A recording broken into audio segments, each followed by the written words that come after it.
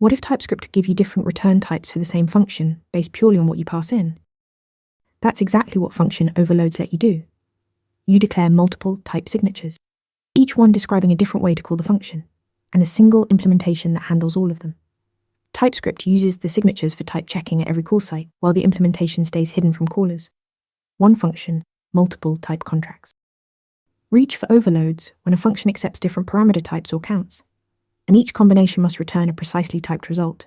Think parsers that handle strings versus numbers, or factory functions that return different shapes based on a tag. Here's the pattern. Write the overload signatures first. Each one is a complete type contract.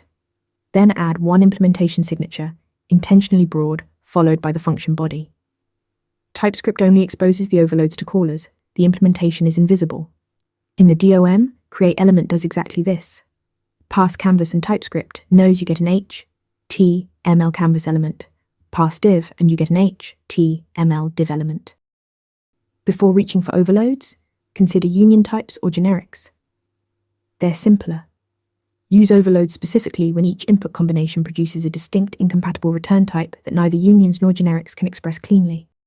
Function overloads give you multiple type signatures over a single implementation: precise, type-safe, and clean. Drop a comment below with your favorite use case. Want to nail questions like this in your next interview? Interview Mentor gives you hands-on practice with real questions. Every answer gets a grade with specific, personalized feedback. Track your progress across topics and difficulty levels.